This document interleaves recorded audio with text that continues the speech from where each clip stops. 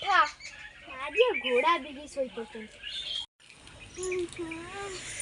ଘୋଡ଼ା ମୋ ମୁହଁ ଦେଖିଲି ଆଜି ମୋ ଦିନଟା ବର୍ବାଦ ହେଇଗଲା। ମୁଖ ଦେଖିକି ଦିନ ବର୍ବାଦ ହେଇଯାଉଛି।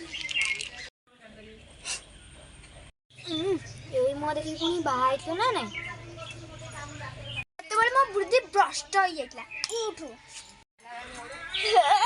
ଟିକେ ଶୋଇ ହବନି? ଶାନ୍ତିରେ ଶୋଇବୁ। ଦଶମ ପରୀକ୍ଷା ଦେବୁ ତୁ ଶାନ୍ତିରେ ଶୋଇବୁ? ହଁ ମୁଁ ଜାଣିଛି।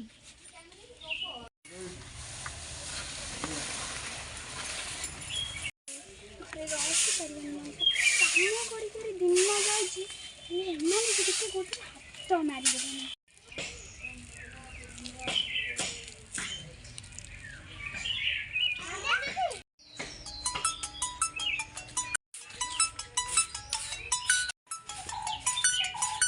ତୁମି ଫୋନ କରିଥିବ ମୁଁ ତାକୁ କହିଥିଲି ଟେଲିଗ୍ରାମରେ ନୋଟ୍ ପଠେଇବାକୁ। ପଣ୍ଡିତତା କଣ କହୁଛ? ଏତେ ସବୁବେଳେ କାଇଁ ଫୋନ କରୁଛ? ତମେ ତ ଜାଣିଛ ତମେ ତ କଥା ନେଲେ ସକାଳ ହୁଏନି ମୋର। ହଁ ସେତିକି ପ୍ରେମ ଥାଉ। ଅଙ୍ଗନବାଡ଼ି ଯିବନି କି? ହଁ ଯିବି। ବାଇ ଜାନୁ। ବାଇ ଜାନୁ।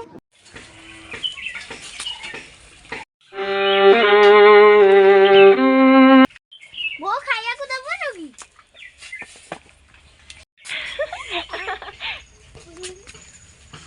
ହଁ ହଁ ଗେମ୍ଫା ମାରିକି ମୋବାଇଲ ଧରିକି ପେଟେଇ ପଡ଼ିବ।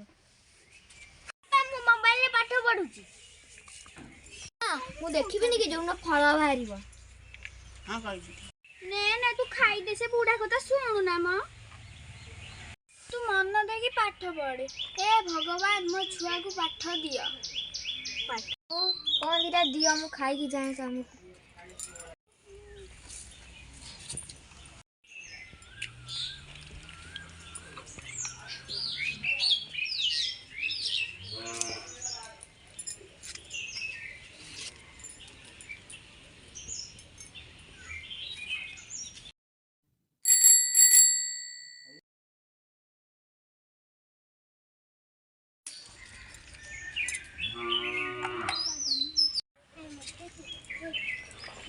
ଅଙ୍ଗନବାଡ଼ି ଛୁଟି ହେଇଗଲା।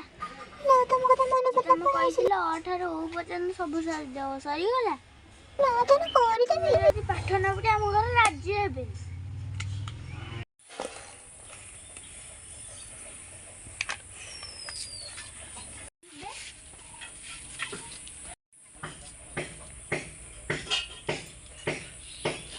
ହଁ ସେଇଆକୁ ଦେଖେ ଦିନ ରାତି।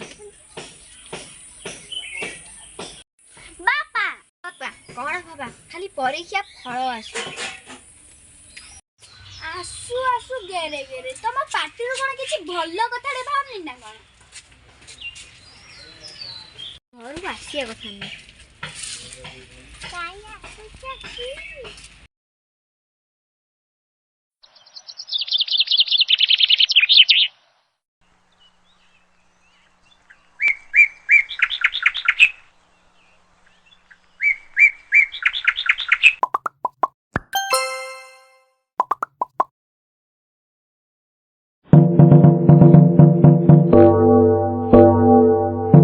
ଠାକୁରଙ୍କୁ ଡାକେ। ମୋବାଇଲ ଯାଉଥିଲି ପୂଜା କରୁଛି।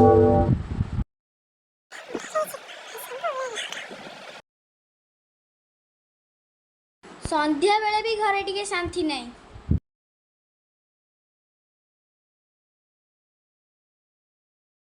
ପାଠ ସାଠ କିଛି ନାହିଁ।